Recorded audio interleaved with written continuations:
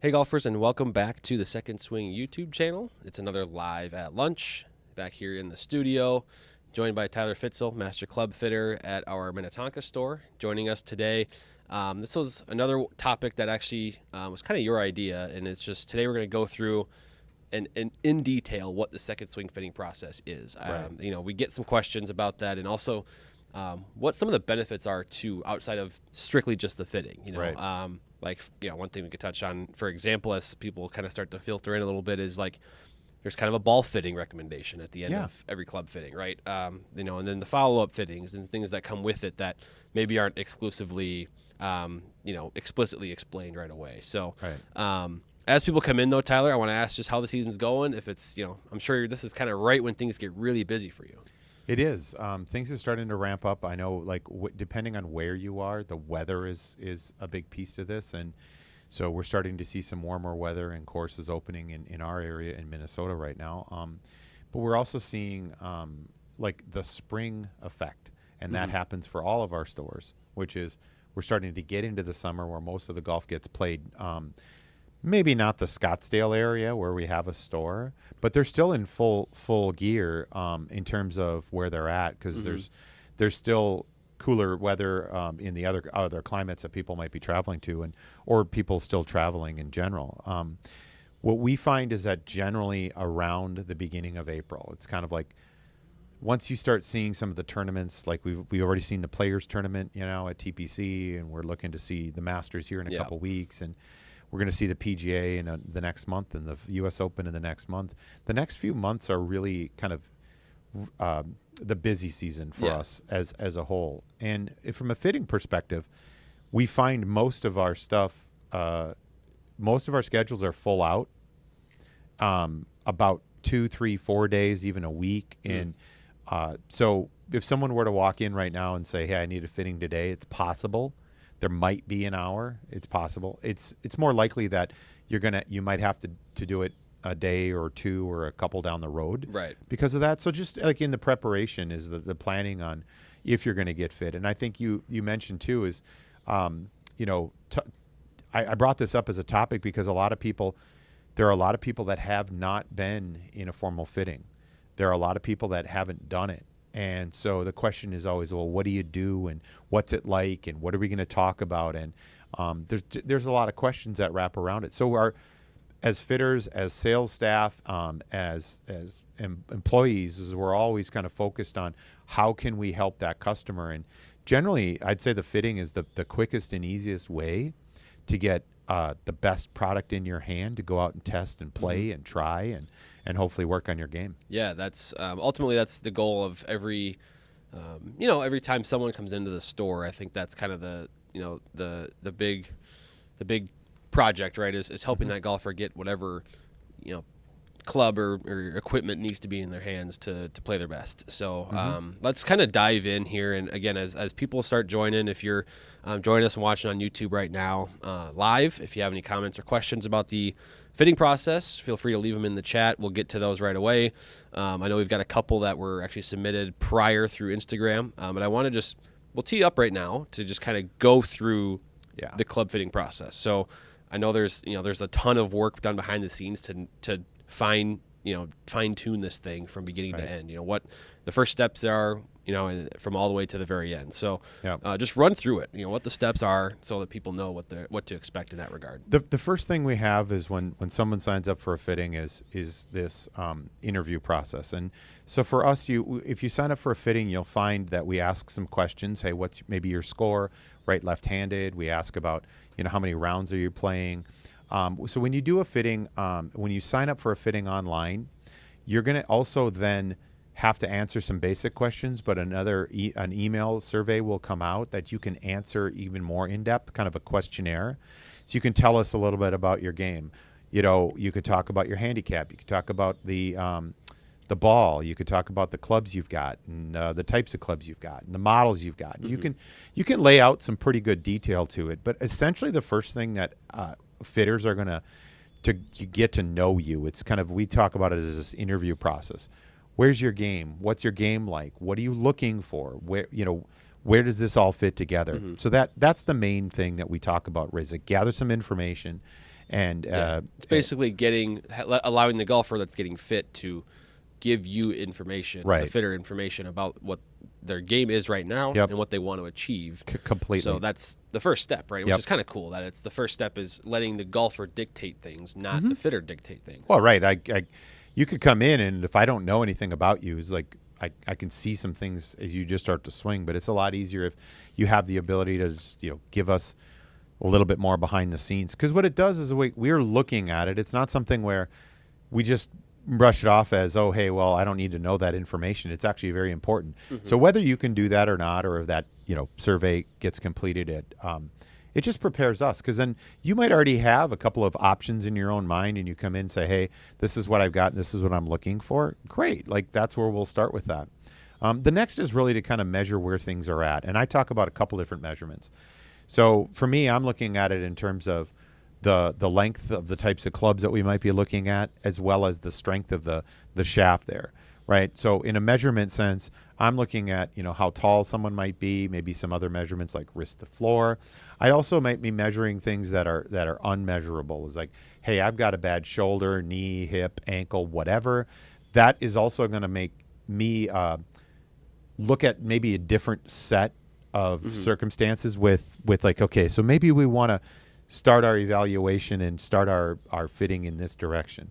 But the second piece of this is to kind of measure up some of the things that we're going to be looking for. Third, we've got an evaluation to this, and that means we're going to get some golf shots going. We're going to get you warmed up. We're going to have you hit your own clubs if you bring them in. If you don't have them, that's okay. We're going to use those measurements and start with the fitting by getting you loosened up and hitting some shots. Then we start looking at the choices. So, get to know you a little bit, kind of measure up where we're at and what we don't want to look for, get you loosened up and start to evaluate. In that sense, all of our fittings kind of revolve around the same idea. The first thing we want to do is find the right club head. And what I mean by that is pretty much even down to a putter.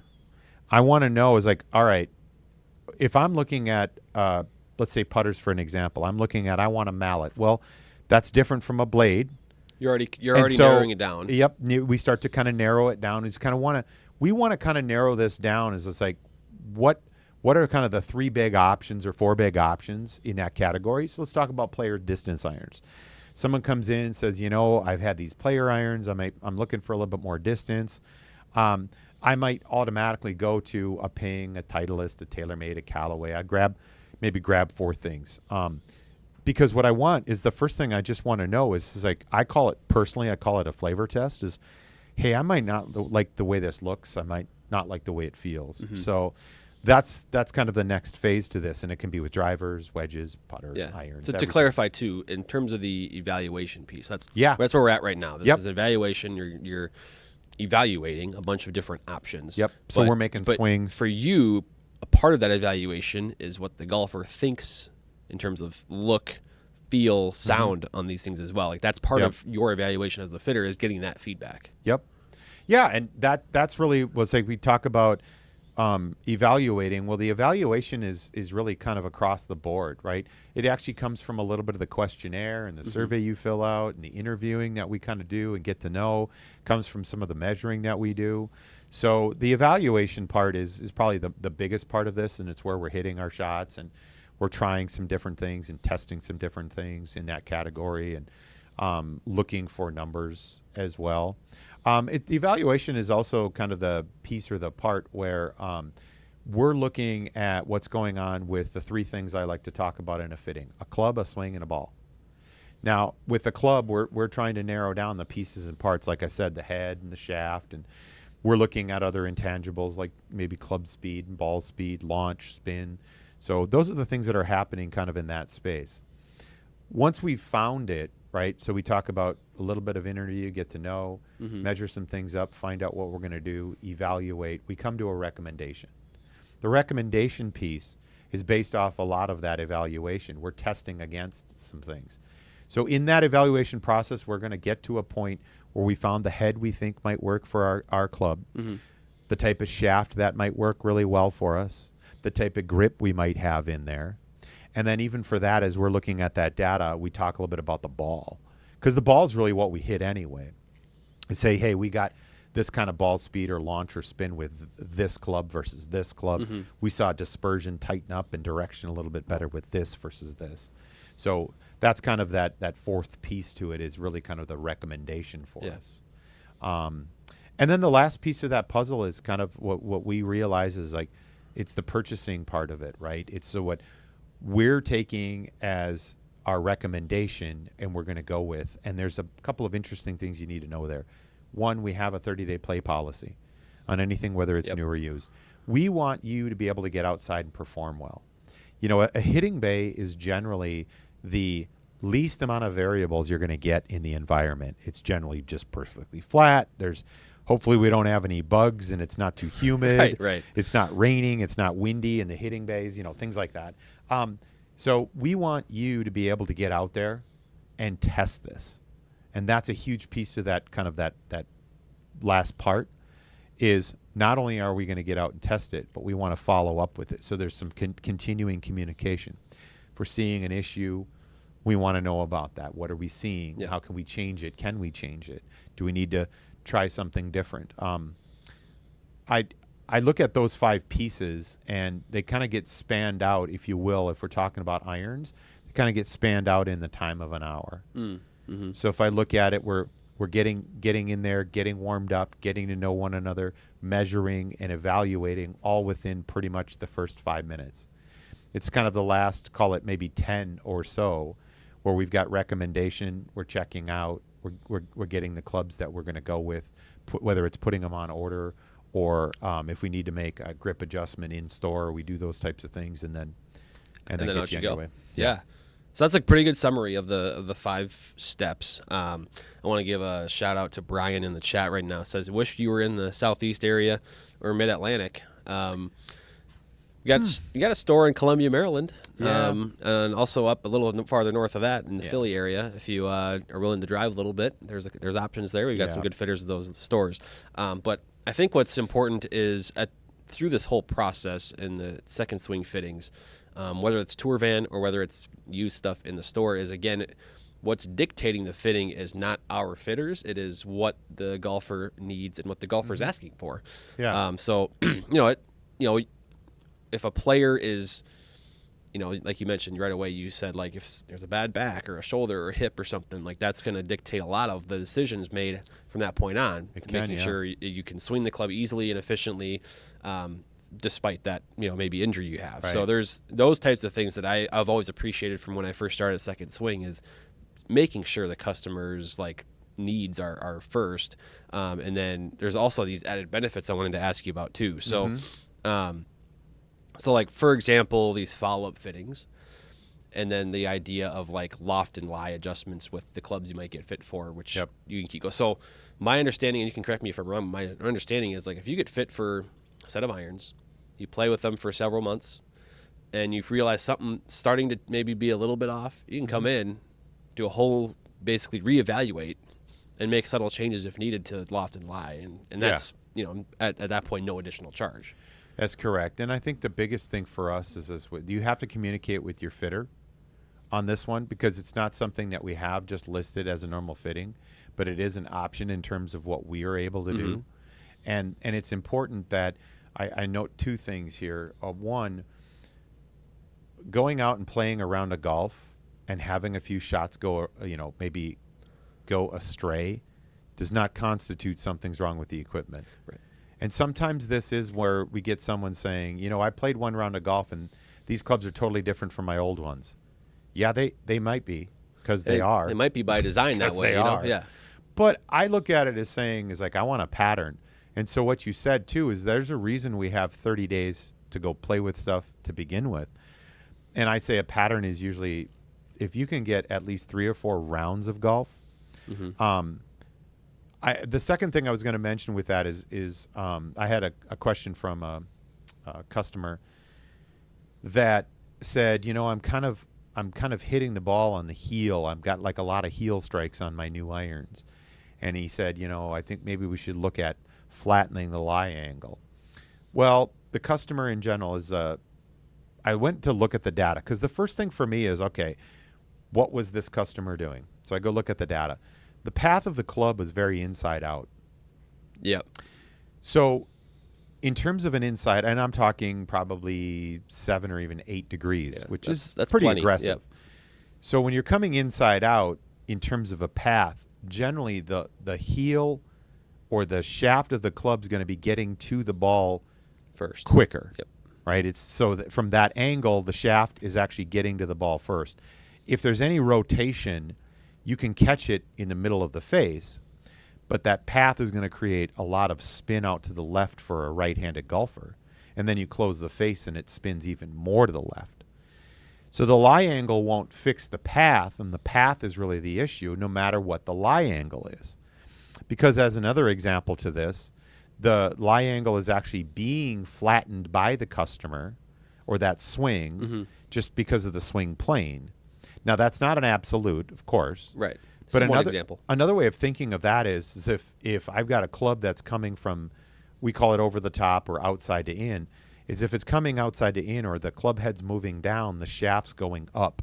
So the lie angle in comparison is going to be going much steeper. Well, there's only a certain point at which I'm going to take and bend the lie angle of the club more up, up, up, up, up.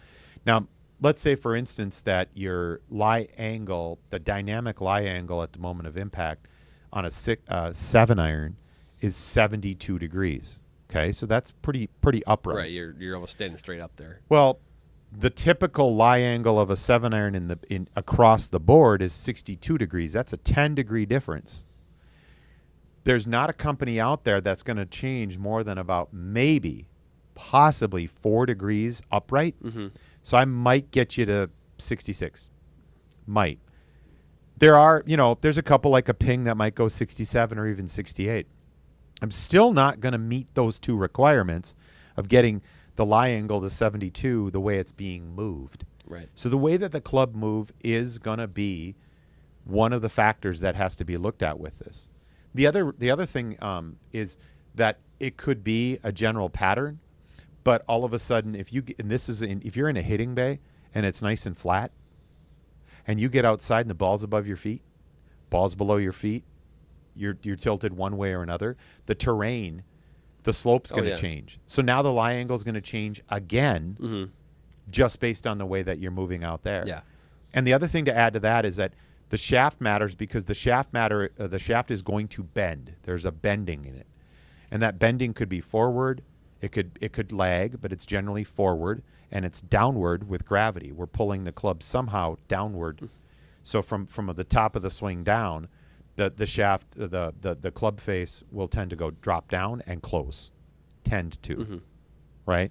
So you add those things together, and you're going, well, yeah, there's reasons why the club, the swing, and the ball are all three very important pieces, and we can't just leave one of them out. Yeah. That's a great point, actually, because the way you're explaining it is like none of these components, if you're leaving one out, it's kind of a disservice to the entire fitting.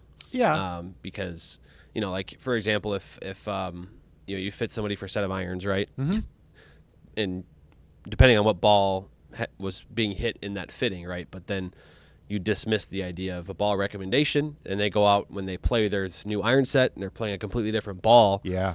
And they see these different numbers and different things than they saw in the fitting, and it's like, well, I wonder why. Well, it could be because the golf ball you played is totally different. So that's part of what you're kind of referring to here is making sure all three of those pieces are covered in the fitting. Even though you might technically be signing up for a club fitting, right, an iron fitting, for one day, but we still need to make sure it matches well with the rest of your game too. It's not just give you a set of irons. This will work for any golf ball you play and any conditions you play. We need to cover all those bases. Well, one of the things I look at too is if you're ever into one of our stores, we have demo bays that you can just take some clubs in and you can hit some used clubs. What we don't use the Titleist Pro V1 Trackman golf ball in the demo bays, but we do in our fitting bays. And the reason that that's important is because we don't need a $5 golf ball in a demo bay for a couple of hits. What we're doing in a demo bay is we might be looking at its looks, its feels, getting a general sense of what it does. But to add to that point, right, Trackman and Titleist years ago got together and created a golf ball that was really helpful in terms of picking up spin. So it's just we got Pro V1, 1X, Left Dash, AVX. AVX, yeah. So we've got those, as well as other companies have gone on to do this too, as you're starting to see. It's a Callaway one, right? Callaway's got one now. TaylorMade's got one now. So they also know that selling their golf ball is a part of being fit for their golf ball. They know this. But one of the things that's important on it is, take as an example, I had a customer a couple of days ago, and he says, I've got a golf ball I want to use. Well, the golf ball was a Callaway Super Soft. Okay. So I understand that may be your golf ball because you like it. But the reality is that we went with a Pro V1X in the fitting bay, and he got to hit his Chrome Soft or Super Soft. Super Soft. The launch and spin numbers between those two golf balls were incredibly different. And the Pro V1X performed much better in terms of the types of numbers that we were seeing. But I already knew that the customer may not want that. And we talked about golf balls a couple weeks ago. Yep. You have to look at it in terms of like what your preferences are, and if price is a part of it, or dots on it, or colors on it, or if performance was whatever you want. You're trying to blend those three things together. So golf ball's a huge part of it, and I think sometimes we kind of neglect that a little. Yeah. But I always advocate, let's get to the top of the food chain in terms of golf ball and see what that's doing for our game. And whether you want to do that or not is up to you. Yeah. But we also talked about that with Ping has the Ballnomic ball. There's a ball fitting. It's something that you can take your numbers with, and you can pay a fee, and it will give you access to completely analyzing every golf ball on the market. It's like this includes golf balls from like Maxfly, which is Dick's Sporting Good Golf Galaxy only type golf ball, or you might find the Kirkland is in there, right? Well, that's a Costco type golf ball, things like that. They're all there, so they're doing an independent evaluation on golf balls. So we got a question that came in on our Facebook, just a direct message that we just got, which is actually a good one, and it relates a lot to this sort of the 30-day play guarantee piece we talked about. How does the indoor fitting compared to outdoor fittings with real turf? Yeah. The biggest thing is when you start talking about turf, you have something AstroTurf versus real turf, so grass. When you are on grass, you're gonna have more variables because now you've got dirt, you've got grass, it might be wet. So that's the real environment that we golf in. From a fitting perspective, that just brings more variables into the fitting. So again, if we're talking about outside and we're on a range, again, like, are you using range balls? Because a range ball, Trackman's just going to see the golf ball itself and kind of pick up what it does. Yeah. So if you're using range balls, well, remember when you're golfing, if you prefer to use a newer golf ball that isn't cut up or scuffed up or mudded up or anything like that yet, and you're getting in on a range that's got beaten up golf balls, well, there again, right away you're taking the golf ball as a variable, and what are we measuring? Well, the golf ball. Like, we want to know what the golf ball's doing with the club that we've got. Yeah. There's also the turf in terms of, am I taking a divot? Is there too much of a divot? Not enough of a divot, right? So the divot becomes a little bit of an issue. That doesn't mean that the indoor isn't an issue, because there you can go down, but you're not going to get any relief from the matting. Right. So that could go down and kind of pop back up. Outside, you might just continue down with it. Yeah. So attack angles and divots do change from that. Essentially, the other part of this too is when you're indoor, we have the least amount of variables. We don't have wind. We don't have weather. Hopefully we don't have moisture. We don't have, anything that you want to call a variable to it. We have the least. So it just does become the equipment, the ball, and our swing. That's what. Well, the other part of that too is like, it's 55 degrees right here, and it's really nice because we're in spring right here. But like, that's not a great temperature to go hit a golf ball. Yeah, because go hit your driver right now on the range. It's going to be 15 yards less. Yeah, so like these are the variables. It's to answer the question, it's just another variable. Yes, the turf, maybe like the fake turf, so to speak, versus Yep. real turf. It's another variable to consider. Like the way you swing on the mat in the store might be slightly different than Right. how you swing outside. And for some people, it might be a big difference between the different sole types that there are now with irons, right? Right. Like you might get different feedback when you go on the golf course, and that's what the 30-day play guarantee is for. But it's the same thing as you're referring to. You go on the driving range. If you're one of the, if you have a little launch monitor, go on the driving range and you use these beat up balls and you hit your driver today at 50 degrees, and then in 2 months you do the same thing, but you bring out, you have a different golf course. It's got nicer range balls and it's 30 degrees warmer. You're probably going to hit your ball way farther. Yeah, I would say that, we talk about where a lot of people might be where they have their local club will have a fitting day. Yeah. Yes. And I think that's a really good point to be made with that, is if you have an opportunity to hit something, it gives you kind of a reflection as to what it might look like and feel like outside. And again, the companies are selling clubs. We are too, but we're also looking at it in terms of the experience. As I would say that our fittings become different because of the experience rather than just the fact that it's a club. We want you to have the right club. But when you talk about these manufacturer days where they'll get some people in, or they just have a XYZ company, hey, we've got this company tonight for a couple of hours and this one and this one. Right.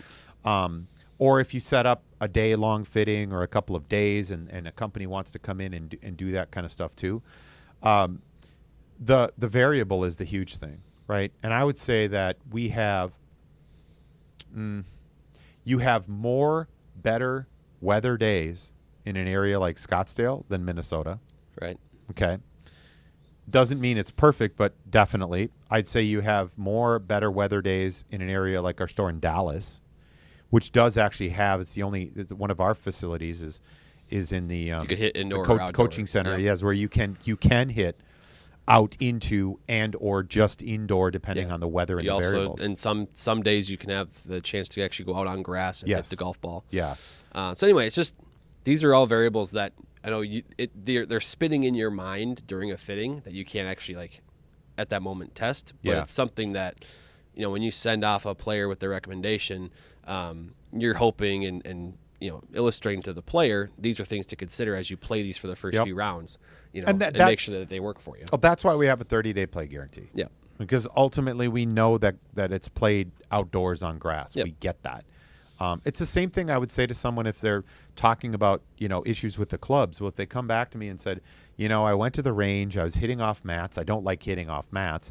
And then we've got these range balls and they're just old golf balls from somewhere. Right. And it just seems like it just goes this way and it goes this way. And I'm like, well, is that the ball? Is that the mat? Or is that the club? Yeah. Like it could be all three. And so, I think the fitting process, this.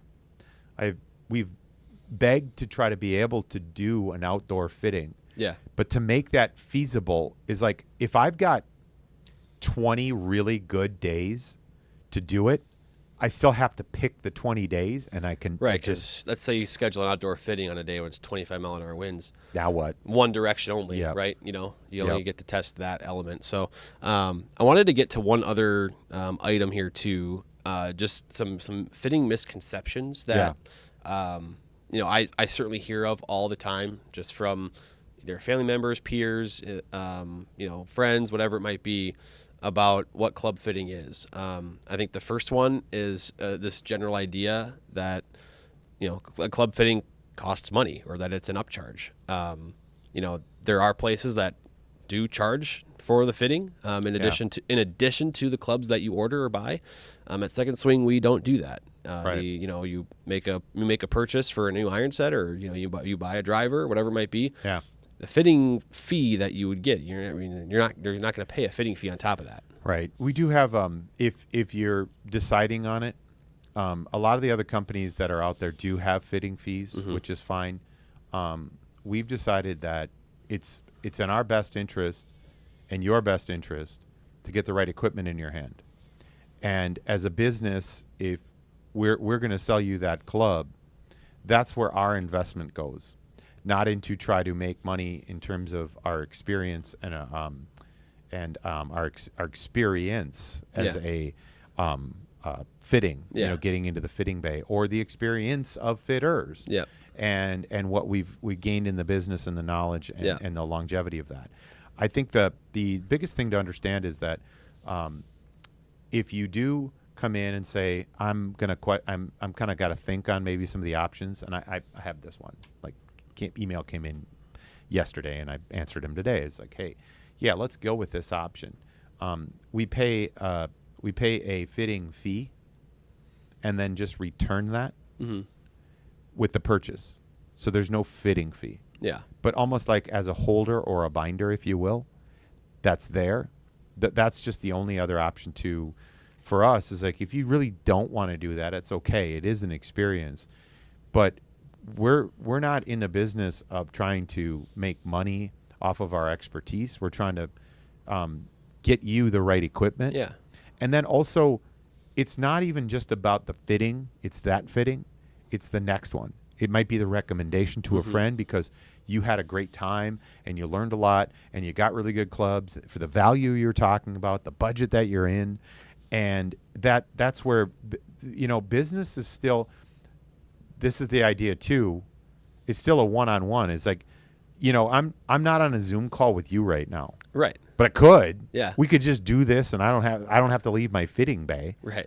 But I'll be back and Yeah. I'll be fitting all afternoon. Well, I think that's part of it kind of leads into another one I actually had written down, but like for Second Swing, it's not a one-time fitting, charge this fitting fee, get your clubs out the door, and we never talk again, or I never see you again. It's actually the opposite. Like we want it to be, and sometimes depending on the time of year and stuff, right? It might take 2 or 3 sessions of testing stuff, hitting stuff. Yep. These fitting, the process that you referred to earlier might stretch out a couple of sessions. Yeah. And that's okay because it's about making sure that we set a foundation for this, back and forth partnership almost. Yeah. That can take place over the next year, decade plus. Oh, right. yeah. Like you're coming back every time you want to upgrade something in your bag. It's not just all right. Here's one-time fitting. We'll get you your set of irons. Good luck, and I'll see you never. Yeah. I think there is that practice is out there in the industry, and I think we want to separate ourselves from that, where we want this to be a partnership for your game. Yes. And improving your game moving forward. Well, and I also was just thinking in how one fitting leads to another. Yeah. Right. I'm going to give you those recommendations as a part of that fitting, but I also we might come across it and say, hey, we've got this driver for you. All right. Now this driver's a little bit longer, and all of a sudden there's another space, and we might really want to take a look at your 3-wood, your 5-wood, your fairway, or a hybrid, or like it can lead into other avenues. Right. The same sort of thing can happen with iron sets.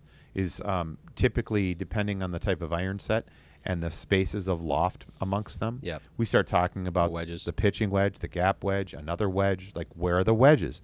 So like that, again, that doesn't mean that you have to go buy the brand new, most expensive stuff on the market. That's why we sell used equipment, and that's why we fit used equipment, and that's why our fittings are free with purchase, because you're going to then better your game. Yep. And you're also then going to, for your budget, get your value out of it. That's really what this becomes. Right. Yeah. That's the key piece to all of this is, there's every golfer's got concerns about their game, and it's addressing the concerns about the game and how to improve their scores. Yeah. There's also budgetary concerns. I mean, we know it's an expensive game. Like that's the way it is. Unfortunately, that golf clubs are expensive, but that's why the used options are there for us. I mean, used selection. There's nobody in the industry that has 200,000 clubs. Like and maybe your next question is coming, but this also talks about the type of golfer that wants to get fit. Yes, I was going to ask about this. Yeah, this is so. By the way, we're starting to kind of get starting to wrap up here. So anybody watching, if you have any final thoughts, questions, concerns, leave them in the chat now. We'll get to them. But we're going to talk about one specific thing. You've led into it here a little bit, but this misconception that a golfer, is either is not good enough to get fit. I know it's a common talking point among fitters where there's this hesitancy for maybe new golfers or maybe golfers that are maybe in the mid to high handicaps that just don't think they're good enough to get fitting. I mean, and that's actually where you guys see maybe the most improvements with a club fitting. Yeah, we can. And so let's say, for instance, we have someone that comes in and says, you know, I'm new at this, or I'm just coming back to this after maybe a little bit of time, and I don't do this a lot. Maybe, you know, the number of rounds of golf are a couple times to maybe a dozen times a year, and anything in between. What I look at is we may not need to have a full set. Maybe we just need a few clubs, right? This is the type of person that needs to get a fitting because I want to get the right club. Yeah. I don't want to have a 6, 7, 8, 9 in pitching wedge when all we might really want is a 7, a 9, and like a gap wedge, or some, just space some things out, or maybe it's odds, maybe it's evens. It's like we still have that option, whether it's getting something that is brand new or finding something that is used that fits in that category to it.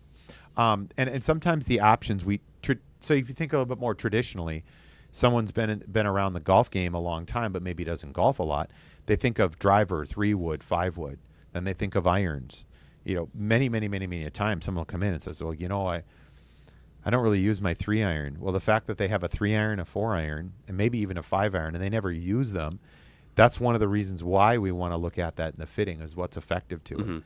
So we're talking about someone that might be an expert, and we absolutely work with some of the top players in every one of our category, including PGA Tour professionals. Yep. It's like they're the type of person that's coming in and talking to us as well. So if they are down to the person that maybe doesn't golf at all, everything's on the table in terms of what we can help you get to. Get you into a club or two or many or all, whatever it is. That's where I say having that conversation is a lot easier to kind of help you through that than all of a sudden just kind of look at it and go, well, I don't know. So that's where that. Because I think there's I would say this on, you know, as far as mid to high handicappers go, or maybe even newer players, you know, maybe they've been playing since, say, COVID, right? Yeah. They've been playing for 4 or 5 years. That's a good amount of time now. Yeah. But still relatively new to the game. There's a lot of those players that probably enter the store or enter a fitting with the most unfit clubs, or clubs that aren't fit for their game. There might be hand-me-downs, or they might be a parent's clubs or something that they used a long time ago. And those are the ones where the most, like the slight correction of getting something that kind of works could be a huge difference. Well, and I think too is I smile because I'm thinking of the junior player. Yes. You know, where the parents kind of like, well, what do we need? And the junior player, you know, maybe that the young man or woman wants to come in and says like, well, I want a full set of this, or this, right? I get that. But what they might need is going to change quickly just based on the idea they're going to grow taller and stronger. Yeah. And so those changes right there are going to be changes that we have to deal with a little differently than someone that might be in their mid-30s and is not going to change a whole lot in terms of the type of club they're going to need for 10 or 15 years. It's like, so that's kind of one of the other things that go along with it. We do have a lot of parents bringing juniors in. That's a huge piece of the puzzle too, is again, let's find something that's going to work. And maybe it's not the traditional, I'm going to grab a men's club because, you know, I've got a boy and he's just going to need a man's club. That doesn't mean it has to be in a woman's club, right? Right. That's vice versa. It's like a lot of times if you've got a woman who's anything around 5'7" or 5'8", traditionally they're going to need something longer than a normal woman's club. Right. And that, you know, and the other one I was going to say there too is the idea of I haven't been fitted. I bought my clubs off the shelf. Buying clubs from a store where they might be on the shelf, might be just a quote unquote kind of stock set, doesn't mean it's a bad fit. You might fit really well. That might be the type of fit for the club head you need, the shaft you need, the length you need, the grip you need. Like if that works well, that's why we sell these things, you know, in the store as well. Right. Or we have all these different configurations available. We have a lot. We try to keep on stock, you know, in stock in our stores and online. We try to keep different options. We try to keep options that are longer. Might be a half inch over standard, a full inch over standard. We try to keep those 3 or 4 or 5 different shaft options Exactly. in a particular iron set. Like, this is a conversation that we have in depth. Internally, we have this conversation in depth. What can we keep on hand to provide the best option that goes right into our customers' hands and gets them playing soon with the right type of fit? Yeah. So we don't just, it's not something where we just go, all right, let's just order, 10 of these stock sets over here. No, we'll probably order 3 of them this way, 3 of them this way, and 4 of them this way. Yep. Yeah, to provide the options. And then from Yep. there, you hit them in the demo bay. Maybe you work one of those, walk-in fits or, Yeah. A used fitting. And Think of this too is, if I'm going to buy a used club, all I'm doing is I may be getting somebody else's fitting, but chances are that was the fit that they had as well. Could be the head that they've got, the shaft that they like, the grip that they want. They're still tweaking. Maybe it is tweaking that we have to do to it. Those are things that also can help create, a more fine-tuned fit to it. Right. But I think Ping is a great example to this. It's like there's no custom order for them. There's no such thing as a stock order from Ping. Right. Everything has to be specifically asked for. It's requested. The shaft, the length, the lie, the loft, the grip, everything has to be custom ordered. So even the stuff that we might have ready to go for you that we've ordered, we still order all these differences to it. And we do that with every company. Yeah. We don't order quote unquote stock. Yeah. We put stuff out that's going to have some differences so that you versus me as a different fit, and we might have both options for you. Yeah, it's a good way to kind of wrap things up because I think, totally encompassing all of the different fitting options there are too. There's, brand new stuff or used or the quick walk-in fit. I mean, there's all kinds of ways to get fit at Second Swing, and that's not even mentioning connecting with our online team through the chat at secondswing.com, and they can walk through things if you're not near a Second Swing store. So been really good here. I think this is a good informative session for the viewers to have a better understanding of what the Second Swing fitting process includes. We aim to service every golfer out there. So Tyler, thank you for joining today. This was a great live at lunch session. We're back next week, 1 p.m. Central Time. Tyler, I'll let you sign off here. Oh, appreciate that. Keep your grooves clean and stay razor sharp.